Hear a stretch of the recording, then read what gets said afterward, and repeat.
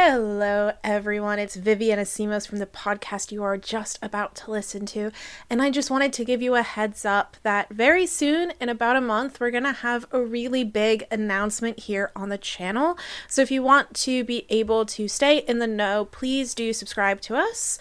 Wherever it is that you listen to podcasts, you can follow us on social media so you do not miss the announcement. Oh, and obviously, go buy Holly's book, Fans and Fandom, A Journey into the Passion and Power of Fan Culture. And also, you can go pre-order my book, Cosplay and the Dressing of Identity. Anyway, bye!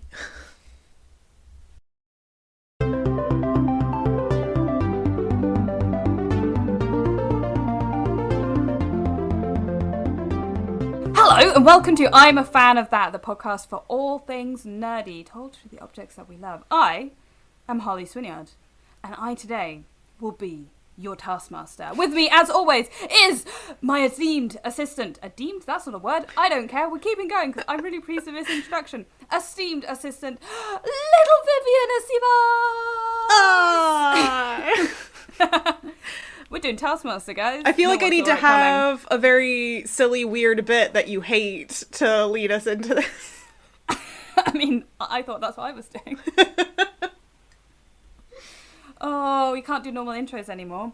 But it's okay, because we do have an object. The object is a task. And your task, listeners, is to listen to the entirety of this episode, give it a review, and share it with your friends. And your time starts now. Why are we doing Taskmaster, Vivian? Because I did the intro, but it's not really my choice. Well, I think I can't remember. We've been moving around episode amidst, and we had a few left to record, and we kept putting them off. and then I was looking at it and going, why are we bothering if we aren't interested in it? And I have been personally down a Taskmaster rabbit hole in the last 6 months, maybe a bit more. It's been kind of in the list of stuff to watch. I'm a big panel show fan. I watched a lot of panel shows, actually, when I lived in America before I moved here. And then I stopped watching... Yeah, we don't have panel shows in America. What? I know that this is going to be part of the conversation, I think, that we're going to have. But yeah, it's... I was watching British panel shows, like, on YouTube before I moved here and was really into them. And then I moved here and I didn't get a TV license because why would I? And so I stopped watching panel shows. But we started rewatching ones that, like, pop up on YouTube and stuff, and Taskmaster was always there, and it was always on the list. Tom hadn't seen it, so I didn't have, like, him to rely on for knowledge base. So then we just started watching it. We picked a season at random based off of the people that were on it. So for people who don't know, Taskmaster is a British panel show where, so normally on panel shows, every episode, it's a different kind of group of people that all sit and chat about a particular subject, or they have a game that they play, things like that. And in Taskmaster, every season, it's the same 5 contestants. And they have them each episode of that season. And so we picked a season based off of the people. Which one did you start with? We started with season 7. Oh, okay. Which I think is the one, whichever one had James Acaster. Was that? Yeah, that's the one with James Acaster, yeah. So we started with that one because we knew James Acaster, we knew Rod Gilbert, so we figured that would be a good one. It was chaotic. It was a weird, it was definitely a weird season to start with. And the first episode we were like, well, I was into it. Tom was like, I don't know. And then by the end of the season, he was really into it. And we just kind of jumped around from season to season based off of who we liked. We have now caught up and we're watching the new season somewhat as it airs. Because, well, as of recording, it is still airing. I don't know if it'll probably be done by the time this comes out. But yeah. So we've been very into Taskmaster. I find this really interesting because I started watching Taskmaster at Series 2, as Series 2 was just finishing airing, and then went back to Series 1 and Series 2 all the way through. So that would be, it's very early days, obviously, and before it's completely settled into what it is now. It's still incredibly funny. I am a Taskmaster super fan. I have been to recordings, I've been to pre-screenings, I'm in the Facebook fan group pages, you know. Me and my other half have on our to-do list for a silly cosplay Halloween-y kind of things to cosplay as Alex and Greg, because it would be really funny. I actually have a panel that I want to run at conventions at some point, which is cosplay Taskmaster, because I love the idea of doing Taskmaster tasks in full cosplay. I think that's hilarious. Trying to get people to do what is insane things already, but then in foam armor, brilliant. There is a version of cosplay Taskmaster that gets done at, I want to say Kitacon, by a friend of mine, and it's very funny. So yeah, there's it's got a whole thing. People love Taskmaster. There's Taskmaster board games, there's a book, there's like it's meetups. Huge. Alex himself, so Alex Horn, who created Taskmaster, he created it for the Edinburgh Fringe, actually. I know a little bit of Taskmaster trivia. Alex created Taskmaster after his friend Tim Key and I think another friend of theirs won the Perrier Award for best newcomer, and was a bit kind of like, well, I'm going to do something. I'm going to create my own award for other people, and it was Taskmaster, and it was making comedians do silly things. So it ran at the Edinburgh Fringe for years as sort of this in-joke comedian thing. And then it got, I think after about 15 years of Alex vaguely pitching around various different things, but Dave picked it up and it got made.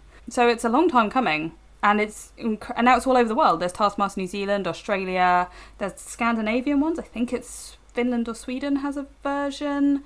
There's definitely several versions across the world now. They tried it in America, it didn't work. They tried it and it didn't work, and Tom and I had a discussion yesterday on why we think that that was. And I think that a lot of it comes down to the fact that British culture works differently than American culture and is much more similar to Europe and Australia and New Zealand, and therefore it's much easier to copy and paste over there than it is in America. Like I said, we don't have panel shows. No. And I think Taskmaster is a really interesting take on the panel show, and it works best when you know the structure of the panel show, because it's taking that structure and kind of turning it on its head. But if you don't have that background, then it's even weirder, to come into. So for people who haven't seen any Taskmaster, what it is you have 5 comedians who are given kind of weird tasks to do, and they can vary. Some of them are very like intellectually stimulating tasks, like solve a puzzle and find a thing, and sometimes it's just stupid, goofy stuff. Yeah. And in some of them there is a way to win it, and in others it is purely down to gut instinct, whether Greg the Taskmaster Davis Lord Greg the Lord Taskmaster Greg Davis Catherine Ryan, you will live in my heart forever, whether he decides he likes your thing or not, because it's purely creative, right? So some of them are very creative tasks, and some of them are you need to do this in a certain time frame or in a certain way. Like, it's a bit random. And sometimes it doesn't even matter if you do it correctly, because if you broke one tiny rule, no points for you. Unlike other panel shows, quite a lot of the show is pre-recorded. So they have actually recorded the contestants coming to a set, which is called the Taskmaster House. Actually just down the road from where Egg works. Oh, very nice. Yeah. Weirdly. We drive past it. And they film all of it, and then they play each person's take on a particular task, like, in front of an audience, and they all watch it. And so the contestants don't know how well they've done for, like, months after they've done the task. So they just do it, and they have no idea, like, did I do it right? Did I screw up? Did I miss a rule? My favorite is there was one season where they had to move all the water from one fish tank to another fish tank without touching the fish tank. And they kept playing, for one of the contestants, they kept playing the bit where she was reading the task and said, without touching the fish tank. And it kept showing her picking up the fish tank and trying to pour it, and then it would flash back to her going, without touching the fish tank. But during her carrying that out, no one ever went like, oh, sorry, you can't touch the fish. They just let her do it. Yeah. I love it. And the thing is, because the whole point is that, so Alex, the Taskmaster assistant, who runs the task, does everything. Alex is in charge, really, despite everything. He will just stand there and watch silently while they do it. He will not correct them. He will not do it. They will come and ask him, and he'll be like, everything's on the task. And in some cases, the task gets burnt or taken away or destroyed in some other way, or just lost. Yeah. And so they can't check what's on the task again. And he'll just be like, but everything was on, all the instructions were on the task. Sometimes there's parts on the task that are written in invisible ink or UV or on the back, or there's a second task hidden somewhere in the room. So it's tricksy as hell, And what's even funnier is that people learn this, right? So the contestants learn it throughout the series, but also if they've watched other series, which many of them have, they will know that the show is tricksy, and so they try to out-trick it. But of course, the show is already 2 steps ahead of them with how to do that, because they know, right? They know that people are going to be looking for the hidden things, so they're not going to repeat the same thing twice. Yeah, there's somebody on the current season who it shows them every time they come into a room, they look like under the table or at the front of the table. They do that every time because there was so many seasons where they would hide something where the audience can see it, but it's like on the other side of the table, like taped to the table, so you can't see, like the contestants or on the see ceiling or something like that. It is a show that can drive you insane. I think Ian Sterling went insane on that show. Oh, I think genuinely. So. Well, because they're watching it back in the audience, there were so many points that, for many of them, Ian Sterling was one of these, where he would it would come to his turn to, like, talk about his thing. He'd be like, I'm really sorry. You can't predict who's going to win. I think normally about 2/3 through the show, you can normally just about see the forerunners. Yeah, so you can tell who's losing pretty There's always somebody who loses tremendously. The amount of times that somebody will come from second or third to win because they do really well in, like, the last episode or something, it happens a lot. Like, there's no way to necessarily say who's going to win. What you win is completely useless. A pointless trophy of Greg's head. I think this is the other thing. I can imagine that for, like, maybe an American audience, it doesn't make that much sense, because panel shows, you win nothing. There is nothing of merit to have. The only American panel shows I can think of is Dropout TV, right? Which is entirely on YouTube. Well, it's not on YouTube anymore. It's on their own streaming service now. But it was on YouTube. It was College Humor. It's now called Dropout. And they do Game Changer and I want to say actually, and a couple of others.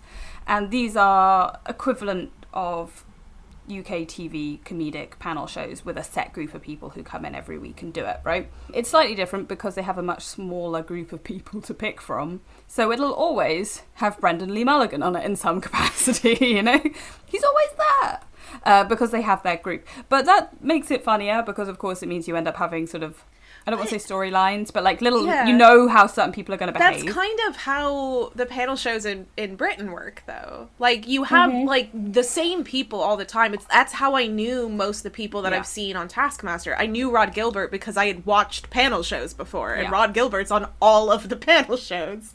I guess it's a slightly bigger pool because you have the entirety of the British TV community. But... And you get new people coming in and stuff like that. But you tend to see kind of the same people, and you kind of go, oh, I recognize that person from being on that panel show, and they were kind of funny, so I'll watch it. And Taskmaster's slightly different because they don't just have panel show comedians, and it's not just stand-ups, right? So this series has Steve Pemberton on it. I have never in my life seen Steve Pemberton on a panel show. Steve Pemberton is a member of the League of Gentlemen with Rhys Shearsmith and Mark Gatiss.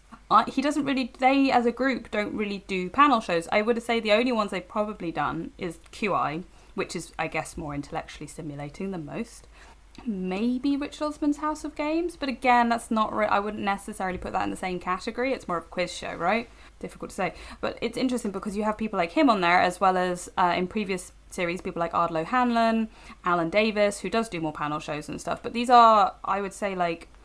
they get, like, actors and I mean, Tim Key's a poet, right? Yeah. He just happens to be Alex's mate. Richard Osman was on it. Richard Osman was on it, yeah. Well, they made a joke about that in Richard Osman's season, is every time that Greg would be introducing the cast, he'd say, our comedians and one game show host. Yeah. And he would always... yeah. He would always have some other designation for Richard, and he would always do it on purpose to try to be like, yeah, and then this guy's here. Exactly. But every season there's somebody in it who isn't necessarily what you would expect of this kind of show, right? Mae Martin isn't a panel show comedian, nor is Kyle Smith-Bino. They were in the same season together. They're actors. They're comedic actors, and so that's slightly different. I think that is the slight difference with Taskmaster, is it doesn't necessarily always pull from the same pool of people. Victoria Coren Mitchell is not a comedian. She's a game show host and poker player, but she's hilarious. Her husband's a comedian. He has his own panel shows. And I love how her husband has also said he's never going to ever be on Taskmaster. Yeah. Because he likes people just thinking that he's clever. He doesn't want them to find out that he's not. He hosts another one that makes people do stupid tasks. Yeah. You know?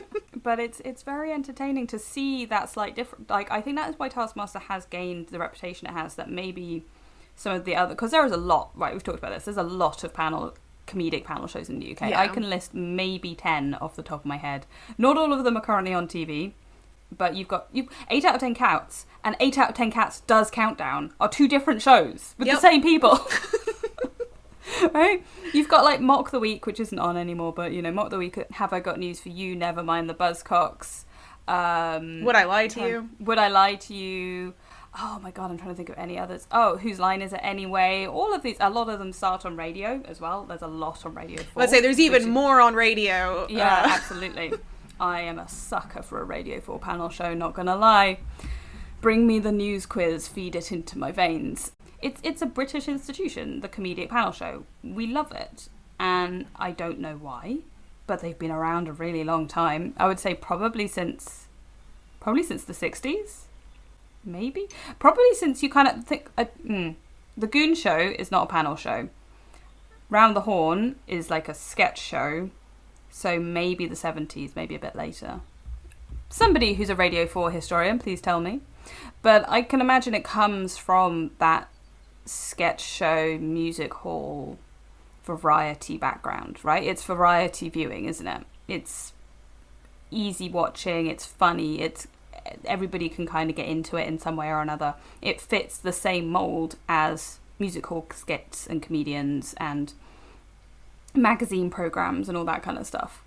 If you really think about it, I would definitely put it as a carry-on from that, and also kind of making fun of, a lot of it is making fun of political or news panels, right, where people would sit and discuss the news, which is again a big thing on radio in the UK, and I think around the world, because Have I Got News for You and Mock the Week were both quite big ones, and they were all very like news, current events focused. And to be honest, that was how I knew a lot about what was going on outside of America. America's not very good, at least when I lived there.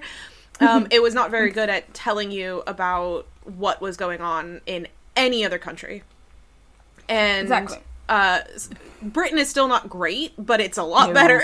It's a lot better than America.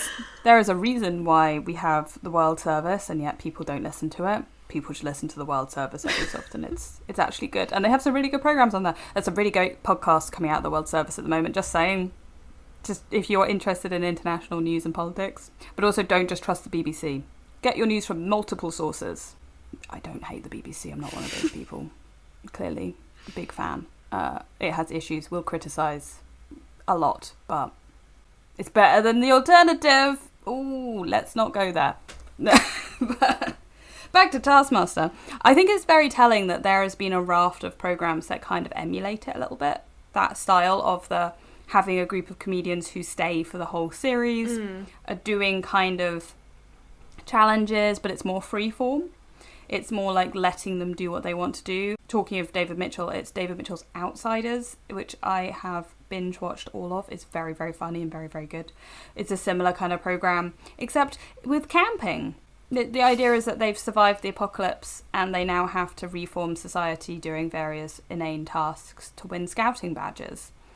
It's very stupid. I love it. I've never laughed so hard in my life as some of those tasks. Ed Gamble and Lou Sanders being on a team together will bring me joy in the cold nights of my life. I think they were very funny. But it's definitely, people really like it. People like that kind of thing. And while I don't necessarily enjoy everything being about celebrities, in inverted commas, I think comedians kind of fall into a slightly different category because they are entertainers.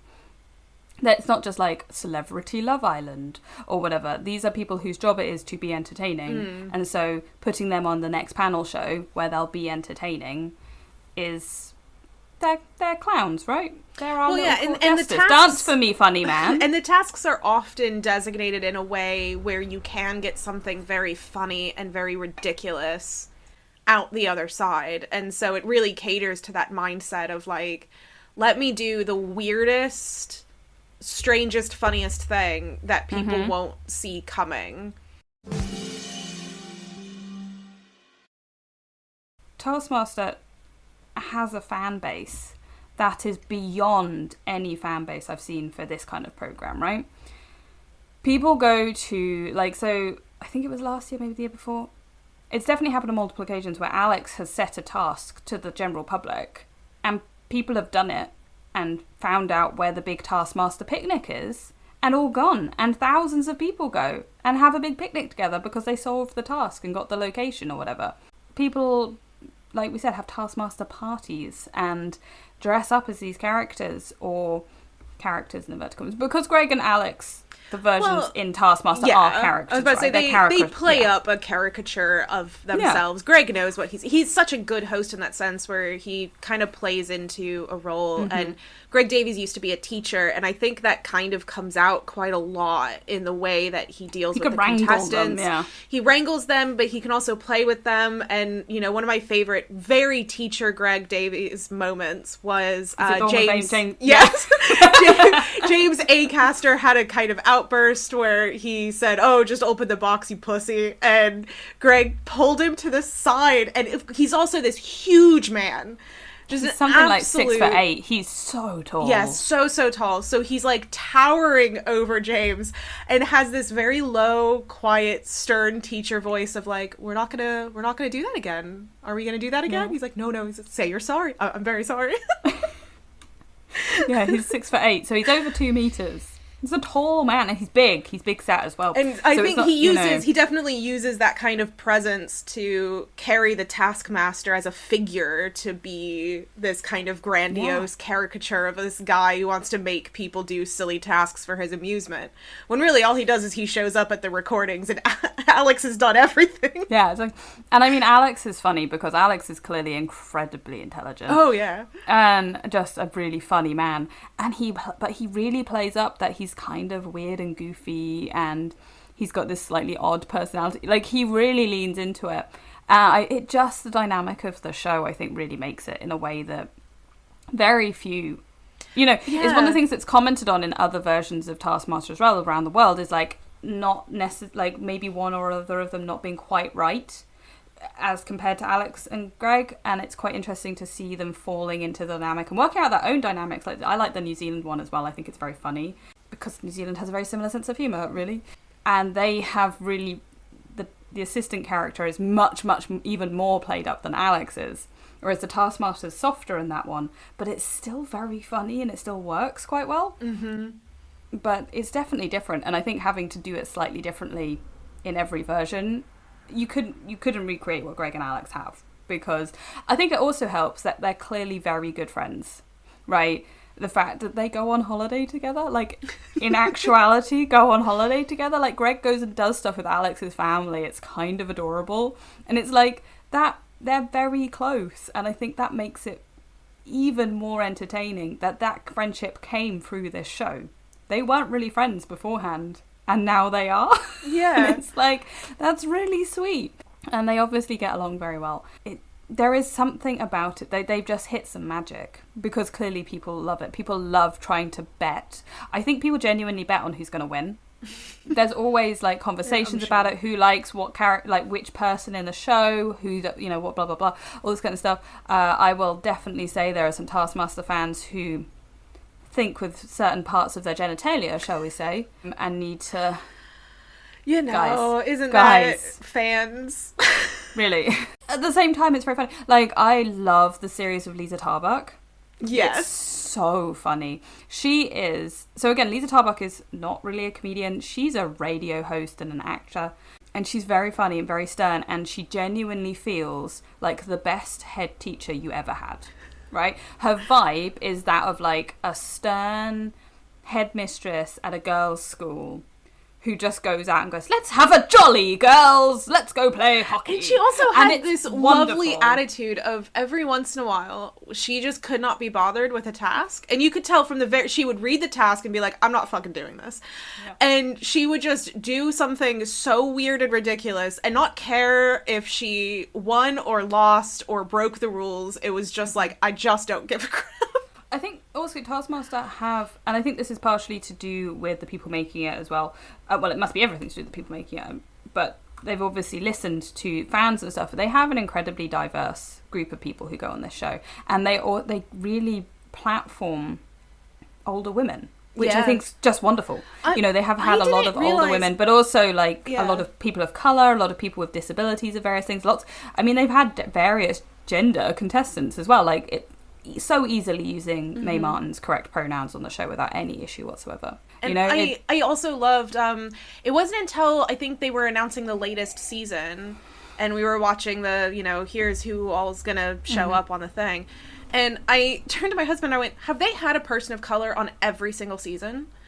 And we went back and looked, and every single season there's at least one, but oftentimes more than one person of color, which there's a lot of panel shows that would probably argue, it's just hard to find people. Yeah. And they manage to do it every single time without fail, multiple sometimes, like that season with Victoria Corn Mitchell and Alan Davies had 2 people of color on it. It's Desiree Birch and Guz Khan. Yes. Who I love both of them. And then you've also got, you've got people like Lolly Adefope, who was very new to the scene when she was on it, and they really gave her a platform, which was wonderful. I love her. There's also somebody who's a massive fan of the they, them, what are they called? They're called Those Idiots, but that's not Six Idiots, but that's not what they call their production company anymore. But the guys who do Ghosts and Horrible Histories and that lot, it's been really nice to kind of see people from that group, like Katie Wicks, Lolly Adefope, have been in it, Kyle Smith-Bino, Charlotte Ritchie. Weirdly, not a single one of the main group, though. Where are they? Where are they? They're too busy. Well, it's because I kind of feel like you'd have to have all of them, but there's 6 of them. And you can't have 6 contestants on Taskmaster.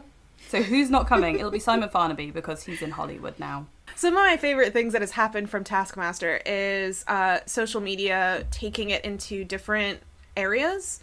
I should have looked this up. There's a library in America that does a librarian Taskmaster on TikTok. Oh, I love that. And it is so much fun to watch. I will look up the thing and I'll have editing Vivian throw in a thing. Let me make a note to myself. Basically, they had some really fun tasks. Like, one of them was that they had to shelve books correctly while having headphones on. And so they put the headphones on, and it's people saying the alphabet out of order and just saying letters and stuff, and they had to, try to organize it. It definitely has something in it that I've said this over and over again. It's so funny. But it's so easy to kind of recreate, and I think that's the thing that people love about it, is that while some of the tasks are so over the top, but it's done on even now where they've clearly upped their budget, they are still doing things on, we're going to make this cheap and we're going to make it funny. And that is at the forefront of it. They could probably at this point ask for whatever they wanted. But what they asked for instead is weird places to film. Yes. You can kind of see that's where the budget's going on. We want to go and film in an abandoned airport.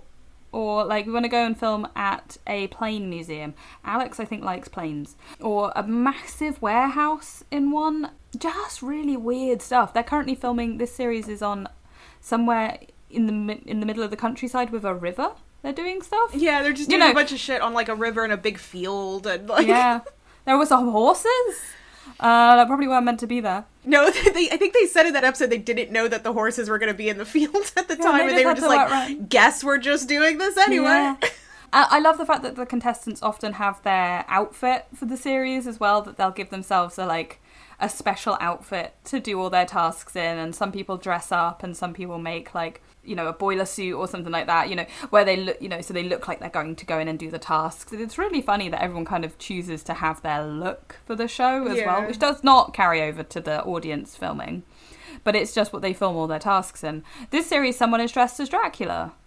Yes. I love Nick Mohammed so much. Did you He's see wonderful. there was a lovely editing thing that they did at one point where it had been raining, so there was like a bit of a puddle, and they were filming very like dramatically up at the puddle, and the guy dressed as Dracula walked past, and they edited out his reflection in the puddle. That's so good. And it was such a small thing. Like my husband didn't notice the first time. I'm gonna have to go back and watch it. But yeah, it's the one with the task where they have to touch the hands.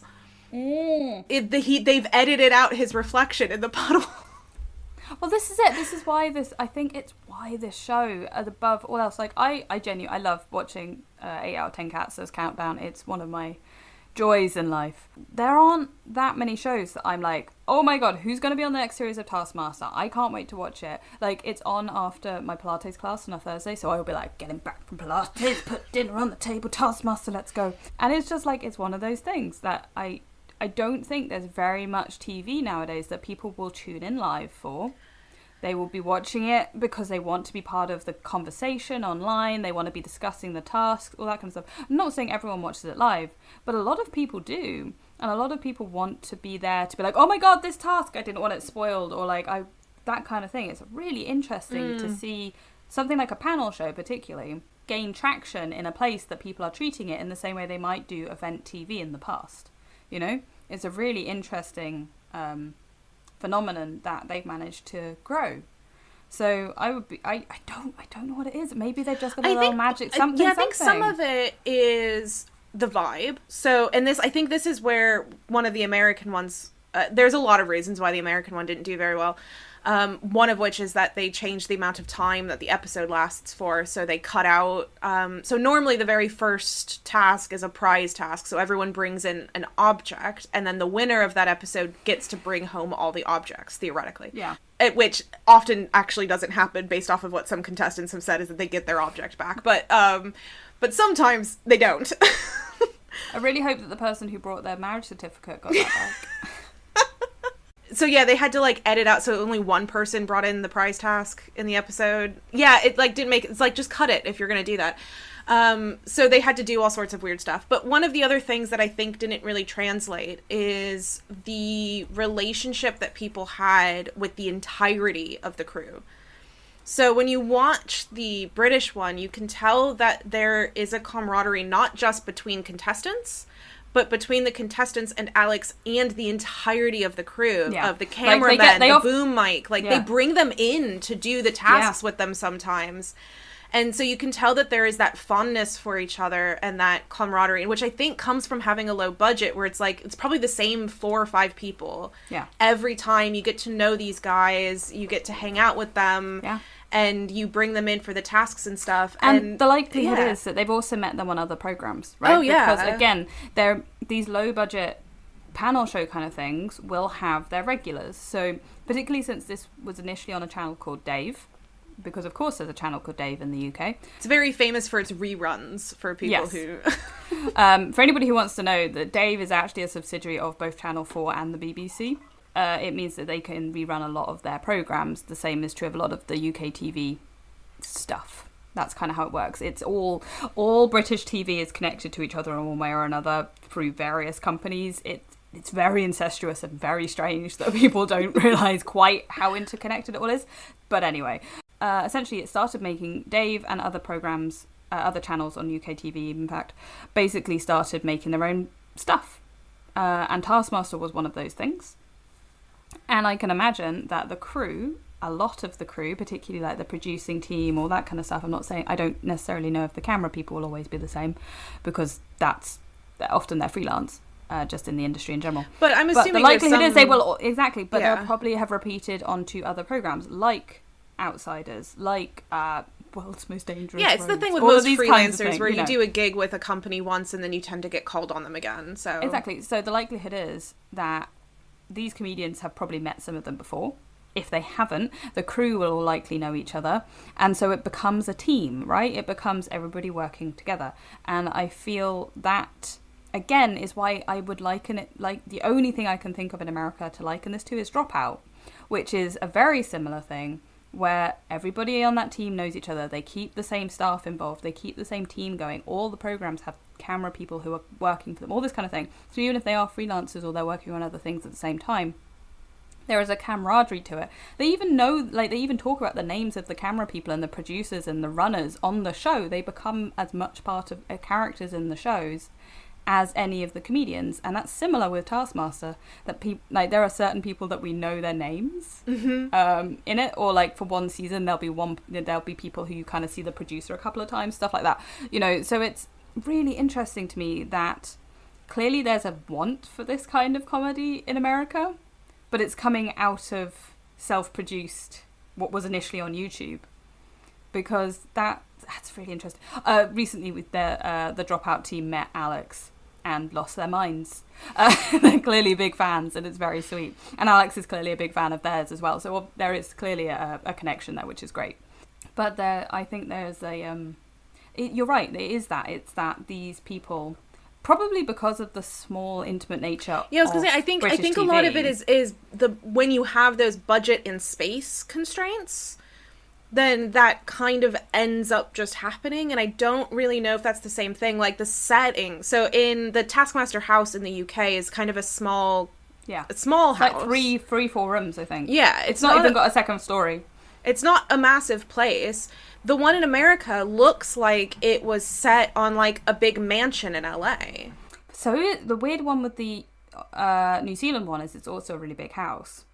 But somehow that kind of works because they only ever film there, right? So they don't ever go to any other locations. It's just It's always the house? Okay. And the grounds, right? But I also think that is a thing of New Zealand just has lots of space. Well, yeah, and that's America too, has a lot of space. And if you're also trying to get... The thing with Britain as well is you can convey having a lot of money, which is what you're trying to do with the Taskmaster, is that he's supposed to be like this opulent figure, is having a detached house near London, even if it's small, is super luxurious. Yeah, and they change the decor every series as well. Yes. So each series has themed decor in the house. There was one where there was a steampunky plague doctor mask, and I want that mask so bad. I love the fact that they've clearly really leaned into that as well, that the opulence of the house and the set and all that kind of stuff comes from this series. They've added a shepherd's hut outside, which is the most middle class thing you could do, right? So it's things in that. In your little detached house in London that has it's got like a kitchen, 1 bathroom, a lab, and a living room. Like, that's it. It's literally like 4 rooms. It's tiny. And I'm guessing it has a few more because we can't see. Well, yeah, I think there was also once where they shot in the garage. Yeah. Like. But there's a shed outside. There's a shepherd's hut. There's a caravan parked on the drive, and a shit garage, right? That is the most British thing I can think of. And a tiny garden. Like, you look at it and go, yeah, it's pretty good. I mean, it's not even a terrace. That's amazing. I know. That's what I mean, is like, I think it carries that sense while still being that quaint, small thing. And in order to get that feeling across of like luxuriousness in America, you have to have this huge, massive mansion that looks kind of copy and pasted over all the time, and it just doesn't have the same vibe to it. Yeah, and I think also like the thing is, I wouldn't necessarily look at that house and go, oh yeah, it's luxurious, it's opulent or whatever. I would look at that house and go, it's British. It's just quintessentially Well, I mean, British. I would think that because I've been looking at housing prices and how much I can't afford anything. I mean, that's fair enough. That's different. But, like, I think you kind of look at it and go, oh, that is something that is, what places look like to live in the UK. And I don't know if it's ever meant to be that he lives there. I don't think that's actually the idea. No, I don't think so. No, it's just the place he makes them go to. But the thing is, it's so claustrophobic. Like, they have rigged cameras in each of the rooms, right? So you can see people moving between them. It's tiny. And so it just makes the tasks even funnier when it takes them hours to complete a task. And they are in a space that may be only like, what do you think? Maybe 200 square foot sometimes? These are tiny rooms, tiny spaces, little tiny rooms. So, like, I don't even know. It's really small. I mean, it probably costs £1 million. It's near London. Well, yeah. And I think that makes it funnier, that you don't have space and everything at your disposal. You have what is around you in a shed, which everybody has a shed, right? I mean, most people have a shed. Or I love Rose Matafeo on it, where she can't say shed. Well, she can, but she says it in a New Zealand accent, and it's shed. And it's so funny. It's just the way she says it. Anyway, everyone should watch Taskmaster just to get the references throughout this episode. But, like, there is so much about the space that it's in, the way it's filmed, the fact that it's very claustrophobic, and that's funny that they're stuck in these tiny spaces. This season has a task where they have to lie on their back and pull ties off a tie rack. That's it. That's it. What? How is that? It's hilarious, right? But because they can't reach the tie rack, so how are they going to do it? Oh, they have to stay lying down. That's the budget, guys. I feel like we're not selling this show. It's so good. It's so funny. I don't know if it translates. Like, I like Taskmaster New Zealand, but I do find the fact that they have this big space to work in less amusing. But also, I think you're right, it would look weird if they were in a tiny house, because that's not necessarily something that exists in New Zealand in the same way as it does here, because there is more space. Yeah. There's less people. More sheep, apparently. I think one of the other things that Taskmaster does really well is the ability to tell a story about the contestants throughout the whole season. And because basically they have filmed all of these tasks. They do not show them in the order that they were filmed in. They've messed it all up. And they do that very strategically and very well, I think, in a way to tell different stories and kind of have the arc of the entire season unfold. Yeah. And there's a very famous moment with Joe Wilkinson. So every season there's someone who just does not do well. They always fail, and it's kind of becomes a running joke, and they become the underdog. Joe Wilkinson was this one.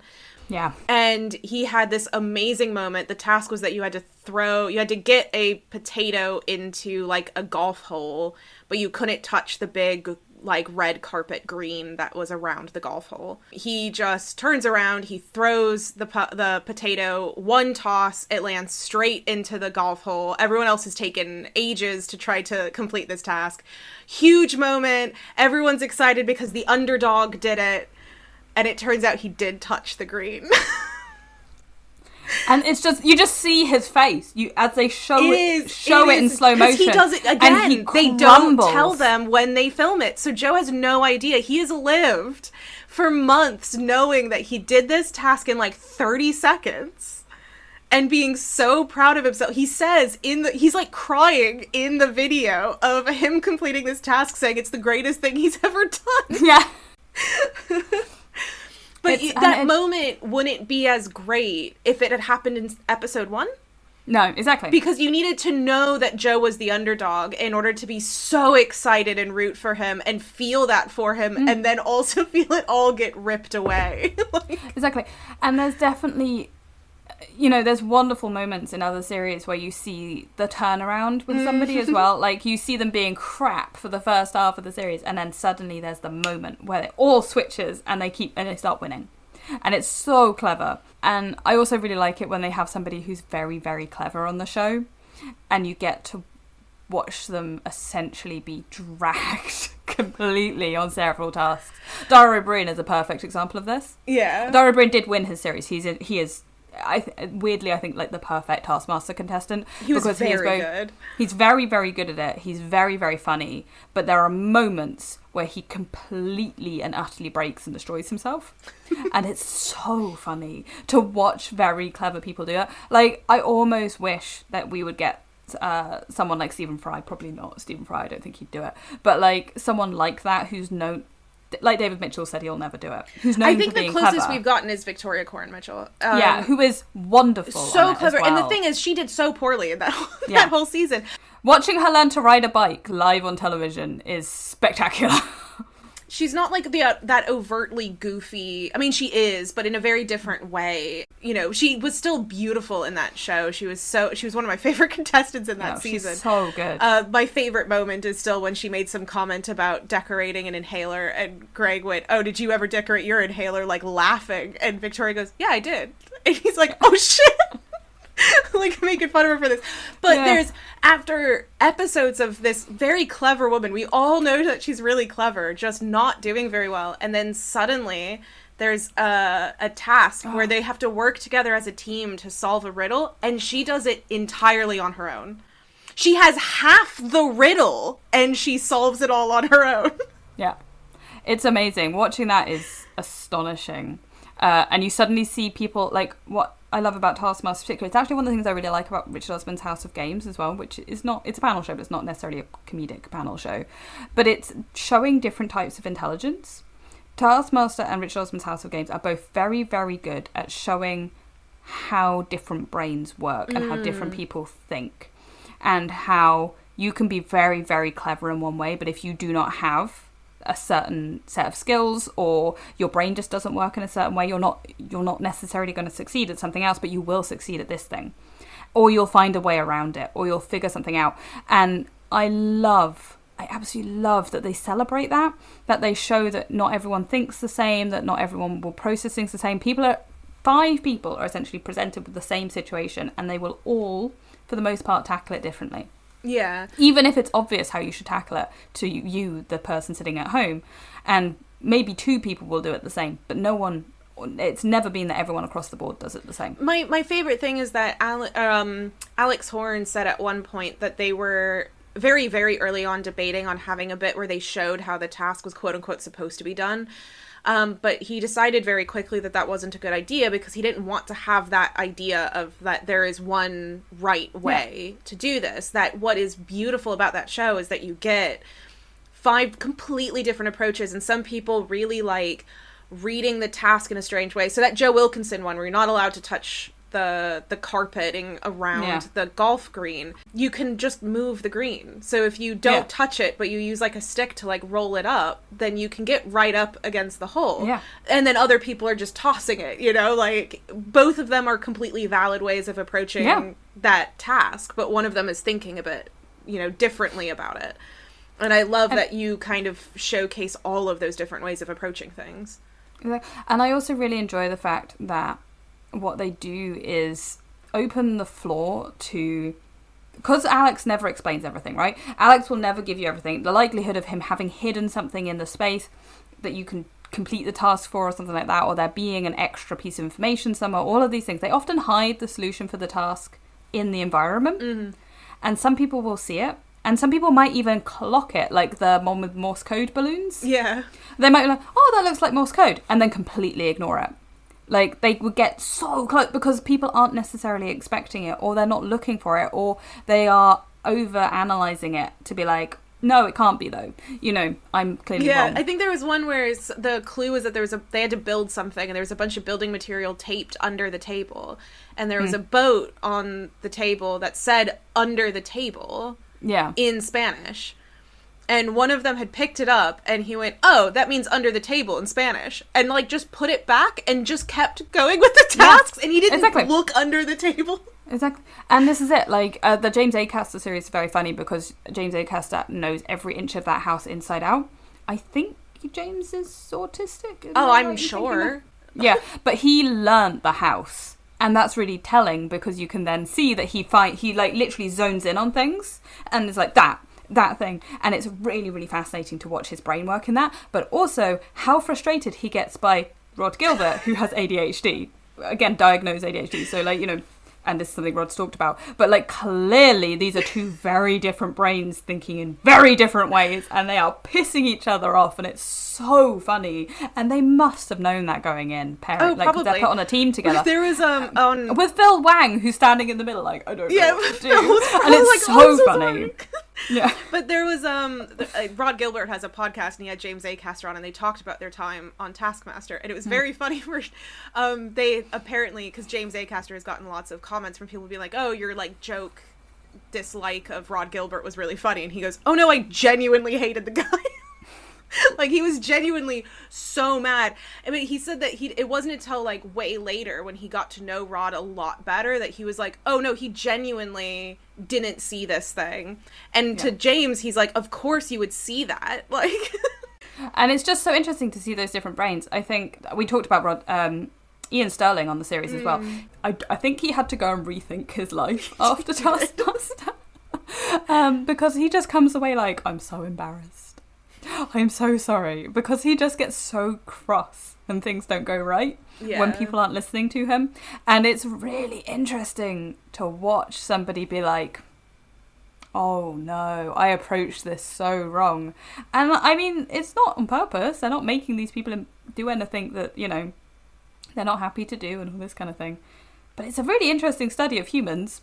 Yeah, well, and particularly for people, and there's been a couple of people like Ian Sterling where they just get so competitive about it, where it becomes like an argument. And this happened in a couple of seasons where it'll come out in the discussion, you know, about the task, is that the contestants will be like kind of arguing about who should get the 5 points based off of what happens. And often Greg would purposefully give someone lower points because they're being very vocal about wanting to get all the points, you know, and so it becomes this really competitive sphere of fighting over things. I have to say, if anybody decides to go and watch the current series, it's a really nice group. Series, it's a lovely group of people. They're all very supportive of each other. Sometimes there are some series where it just doesn't quite work. That they don't quite work as a team. Like, there's, you know, the camaraderie isn't there. It's not that there's any issues. It's not like, you know, a drama or anything. You can just see that maybe they haven't quite gelled as well. It happens. Different groups, different people. Some series, like this one, I would say the series with Noel Fielding and Mel Gedroych is glorious, absolutely so funny. The previous season with Sue and Perkins, Sue Perkins and stuff, that one was, I think, one of my favorites. That one in season 12 with Alan Davies and Victoria Corn Mitchell were also really good. Everyone really there was a task, the prize task was they had to bring in a task for another contestant. Yeah. And the idea was that they would bring in like goofy, like hate you gifts. And all but one of them were actual genuine, like, you would like this thing gifts. I think the only one that wasn't was the one from Victoria to Alan. Yeah, and I think she purely genuinely because they know thought it was a nice gift. Yeah, and also because I think it was sort of one of those things where it's like they know each other very well. And so there's clearly a kind of like, oh, this is what it is, you know. But you could tell that they all really genuinely liked each other and enjoyed spending time with each other and found each other really funny and endearing. And that's always really fun to watch as a viewer. I mean, also the arguments can sometimes, because again, it's not like crazy drama, it's not terrible drama, it's just competitive arguing, and that's also very fun. I don't think as a show it never feels uncomfortable. Yeah. I think the most uncomfortable is the series of James Acaster and Rod Gilbert, and they play it off very well. It's very funny. Part of, I think, the issue there is that actually Rod Gilbert and Greg Davis are best friends. And so there is this thing of Rod ribbing Greg the entire series, and the other four eventually sort of just turn against him. Yeah. But it's funny. It's so funny the way it happens. And Rod is clearly up for it, and that's fine. He knew what he doesn't doing. mind playing that role. No, exactly. And that's a very different setup, but it's still funny. It's still good to watch. It's still very entertaining. And actually, when I say uncomfortable, it's not even uncomfortable. It's just a bit like, it's just a different dynamic to the show. Whereas sometimes it's all mates in together, you know? And sometimes it becomes one team versus another because there are two teams in the show, you know. So you, I am trying to think of the series where the two teams become very, very competitive with each other. I think it's the one with Richard Herring. Probably. Yeah, that one's very funny for the same reason that they become very hyper competitive as two groups. But yeah, there's a lot of different dynamics to it. So you're never I think that's part of it. You're never going to get the same show twice. The tasks are always different. The setting is always slightly different. The group dynamics is always slightly different. And Greg and Alex are really the only constants in it. And so you are always going to... It's reality TV, really, isn't it? Yeah. You know, but it's entertainment TV. So it's... I really... Obviously, I'm a big fan. I'm a big super fan of Taskmaster.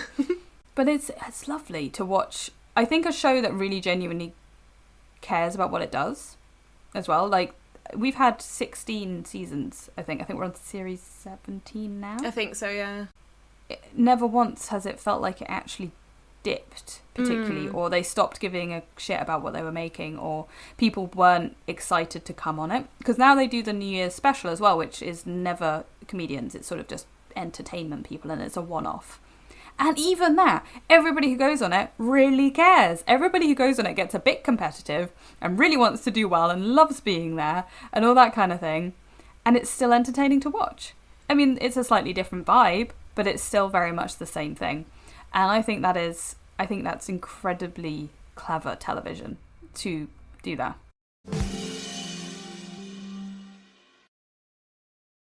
Would you ever go on Taskmaster? Without a doubt. I would say See, yes. I don't know if I would. Oh, I would love it. I would do it. I'm borderline like David Mitchell, where there is a part of me that thinks it'd be super fun, but then there's another part of me that's like, yeah, but then people will know that I'm stupid. People already know that I'm stupid. It's fine. And I like living in the world where sometimes I can pretend that I'm clever. But I think it is everything that itches my brain. It's solving problems, it's environmental things, it's doing things in a very strange and roundabout fashion. I would probably get horribly competitive about it, and I would probably be upset when I didn't do it well. But I also, I'm not that kind of, I kind of feel like if I ever was asked to be involved in it, I would very much have to do the processing thing of, you have fucked this up beforehand, rather than actually I think you have to have that mentality of, if you end up being the person who is always losing, and you're because there's always the one that's always on the bottom, always getting the 1 point. Yeah. You have to be comfortable in that space, because it's always also kind of fun when that person really embraces that role that they have and is kind of becomes okay with it and makes a joke out of it. And if you get too upset by that, then it's probably not going to be a good fit. Because it's very high potential that you become that person. No, absolutely. And I think this is it. Like, you have a 1 in 5 chance of being the person who's fucking it up. But and you don't know. You don't know until it's all over, is the problem. But this is it. I am a big fan of escape rooms as like a general premise. And Taskmaster to me feels like just a massive escape room.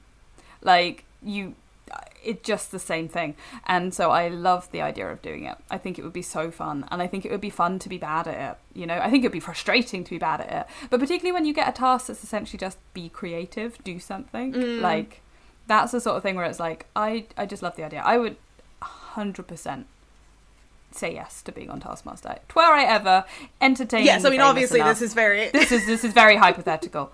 But like Tom and I have this discussion, because when we watch it, we also discuss like, oh, this is what I would do. We try to do it very early in the task. But Tom does a lot of like, what was the exact wording, right? He does a lot of that, of like, what was the exact wording of this task? Because if it didn't specify this thing, because sometimes they don't, then I would go and mess around with that. Or did they say touch, or did they say this word? And then you can kind of, that's his mindset, you know? The thing, I feel like I thought about this a lot, and I think the one thing that I would do is make sure I took a pen so that I could go through the task with like a pen. To really read it. Really, But like, so what does this mean?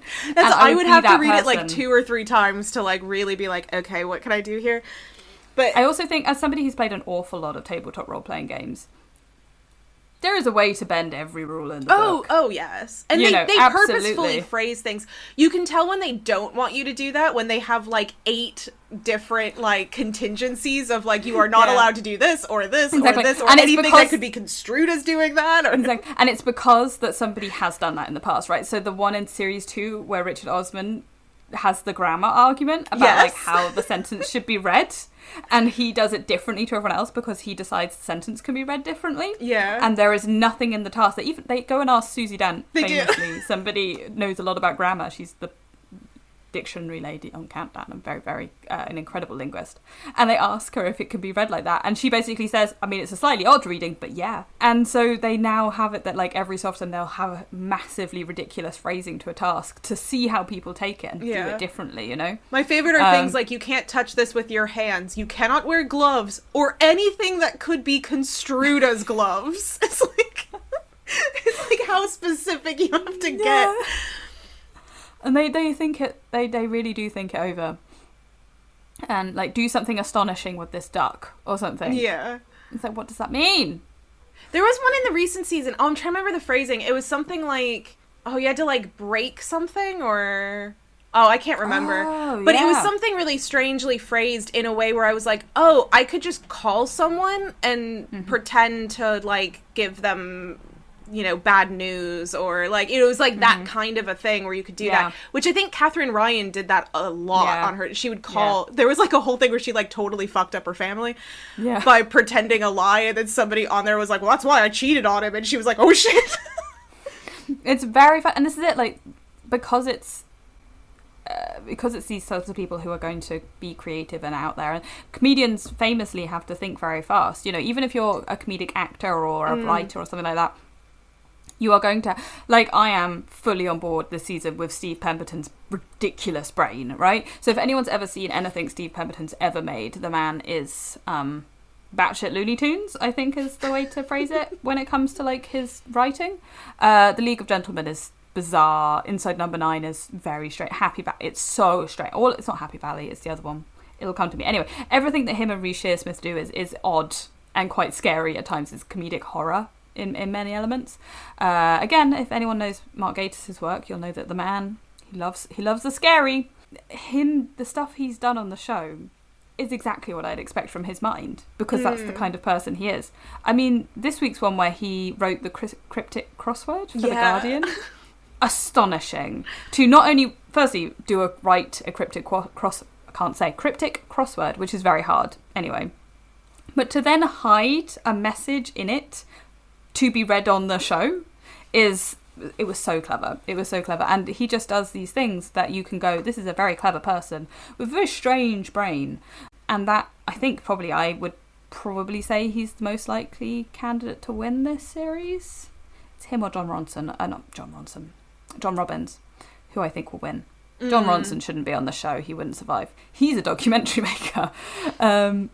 But I'm fascinated when you get to see people whose work you watched and admired. I admire Steve Pemberton greatly as a writer. I think he's a brilliant writer.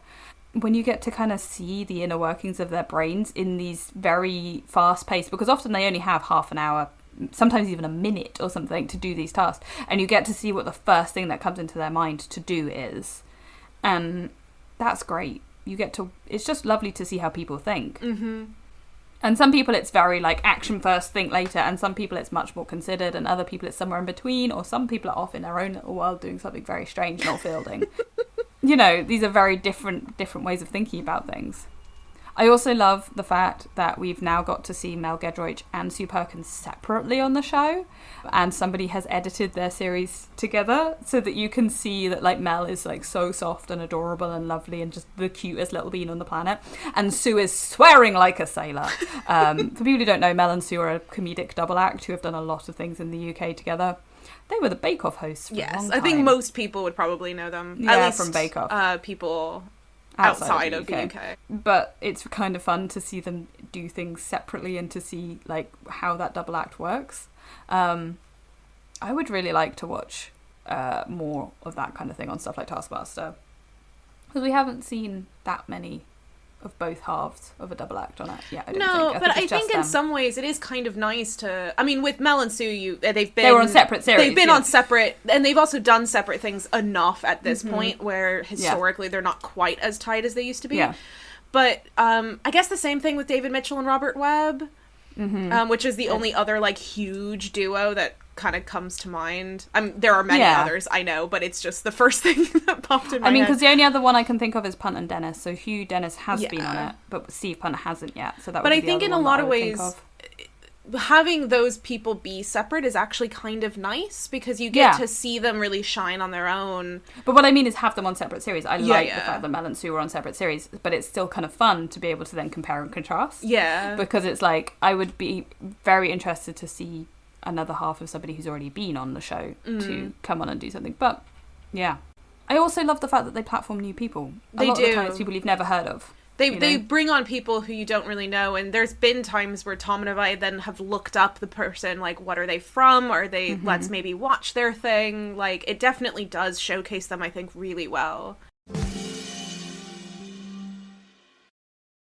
I think we've talked about how much we love Taskmaster for an hour now.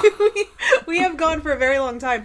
I think a really good way of finishing up would be to suggest, maybe for people who haven't watched Taskmaster. I don't know if anybody who hasn't watched Taskmaster has made it this far in the episode, but maybe we'll also tag them in the description if anyone wants to go and watch stuff before listening. We might put a little edited bit on the beginning. But where would you suggest people start their Taskmaster UK journey? I would actually tell them to start on Series 2. Because while I personally really like Series 1, it's definitely not found its feet yet in that series, and it's a bit odd.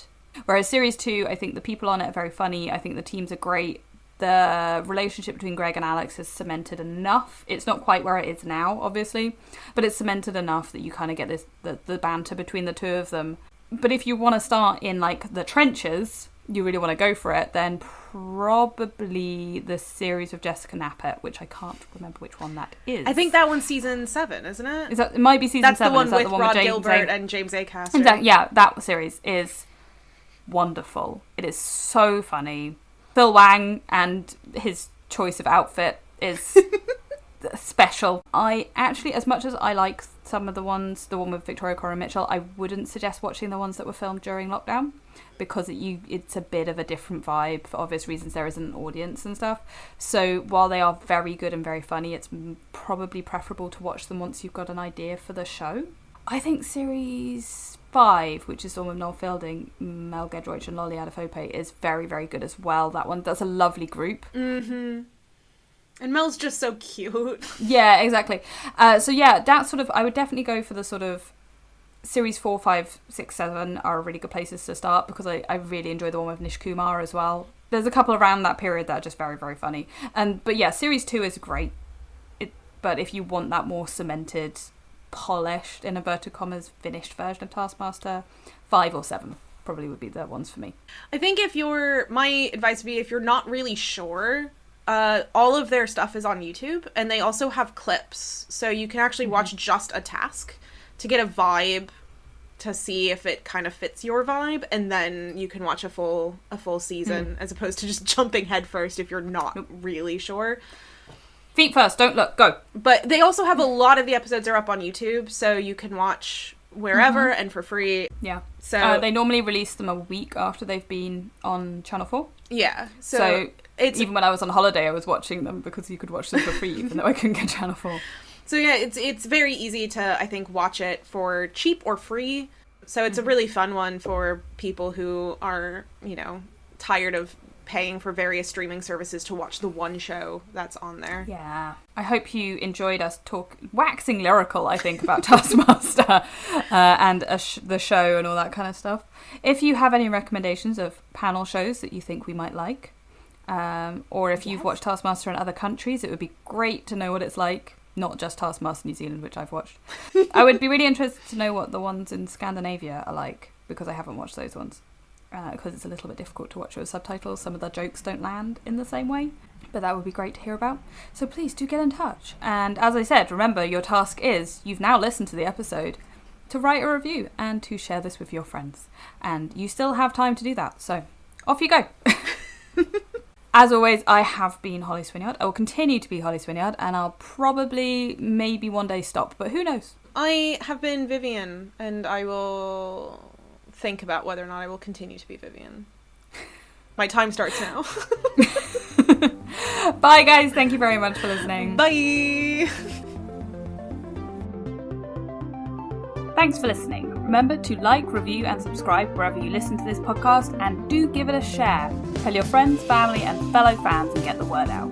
You can follow us on social media, links in the show notes, as are some links to further reading. Who doesn't like a reading list? We are nerds after all. Music for this episode was Nowhere Land by Kevin MacLeod, licensed under Creative Commons Attribute 3.0. This episode was produced by Vivian, Asimos, and Holly Swinyard.